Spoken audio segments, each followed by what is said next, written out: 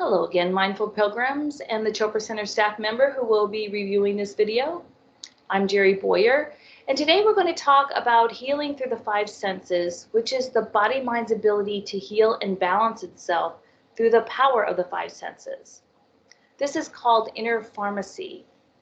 So more than 5,000 years ago, Vedic sages of India understood that they were all part of this infinite field of intelligence that orchestrates all the activities of the universe.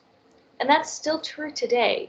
Every breath that we take is an exchange of personal energy with the energy of the universe. Now, we are constantly taking in impressions through our five senses. And those five senses are sight, smell, sound, touch, and taste. And you can see by the blue line that I've drawn here through this little girl's face that everything above the line, the sight, the smell, the sound, that balances our mind. And everything below the line, touch and taste, the T's, balance our body. So it's an easy thing to remember. The S's above the line balance the mind, and the T's balance the body. And even though most people don't really give too much thought to the ability to hear or see or smell or taste or touch, we really should, because it has a profound effect on our lives. I think that's why so many people I know have stopped watching the news, stopped listening to the news, watching the news through their eyes, because especially through the racial riots and the election and coronavirus, it's just too disturbing and they can't really handle it, and it's causing imbalance in them. The five senses are the gateways in which the outer environment enters the inner environment. We not only perceive the environment through our senses, but we digest them as well. So in the videos earlier this month, we talked about digestion as being the foundation of good health. It's not just physical good health. The impressions that we take in through our senses, what we hear, what we see, smell, taste, touch, can either have a nourishing effect or a harmful effect on our body-mind. But just because something is negative doesn't mean it has to harm us. If we're in balance, then we can actually metabolize those feelings or events so they don't harm us. Our brain processes the sensory impressions we take in, and we experience them as qualities of consciousness that affect our physiology, our experiences, and our well-being. It's so important to cultivate self-awareness.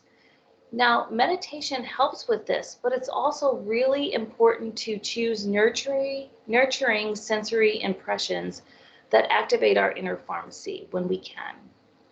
It's important to ask ourselves, what is happening around us? What am I taking in, and how is it affecting me? And then we need to ask the opposite as well. What's happening within me? What are the shifts taking place or the changes in my life? And what am I putting out into the world? Again, it's all about that self-awareness and choosing the things that we know that are going to be good for us. Not only food, but experiences. Now we're going to build on the same dosha chart that we've been using all along. And although Vata is the captain of all the sensory perception, our doshas are associated with one or more of the senses. Each dosha is associated with one or more of the senses. Vata is associated with sound and touch. So as we learned before, remember that Vata is space and air. And so we could remember this if we say that sound travels through air, or that touch feels like wind on the skin. So Vata is sound and touch. And then Pitta is sight. Pitta is actually responsible for all the functions of the eye. But you can remember that Pitta is sight because we can say that we can see by candlelight, and Pitta is fire. So that might be a good way to remember that. And Kapha, the earthy, watery sign of Kapha. Kapha is lubricating, so it's associated with taste and smell. Taste, remember when you put something in your mouth, it lubricates it, and also the nose is very lubricating. So maybe you can remember that way. Now, when we're out of balance, we are naturally drawn to things that will pull us further out of balance. It's like a self-fulfilling prophecy. And then vice versa. When we're in balance, it leads to more balanced behavior, more balanced choices. Now, I'm a living testimony to this, mostly the out of balance part. I don't think that I've actually been in balance much of my life. Growing up in a large family with a mother who suffered from depression, which caused abusive behavior, was really hard on me. I was a tough kid, but because I was tough, I put myself in situations that would protect other people instead of myself. I've carried those stored emotions with me my entire adult life. And when the coronavirus hit and the racial riots, and I was worried about losing my business and worried about my building getting harmed, it really pushed me even further out of balance. And I mean, way out of balance. And I started having really some major problems. Well, luckily, I found Ayurveda, started taking this class. And for the last 40 days, I've really worked on getting back into balance, using all the principles of Ayurveda, but especially the senses. And it's actually really working. I'm making good choices for myself. It's actually really easy to make good choices for myself. So I know that I'm getting further into balance. And I'm so happy.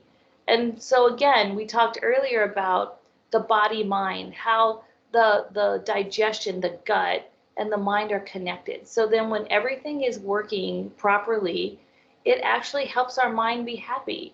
When we're digesting our food and digesting all the emotions that we have and experiences that we have, it actually all makes us healthier. So that's our topic for today. I'm going to dive closer and more in depth into this topic with you as we go along through the winter. Stay warm. It's an Arctic blast out there, and I will see you soon. Thanks so much for joining this recording.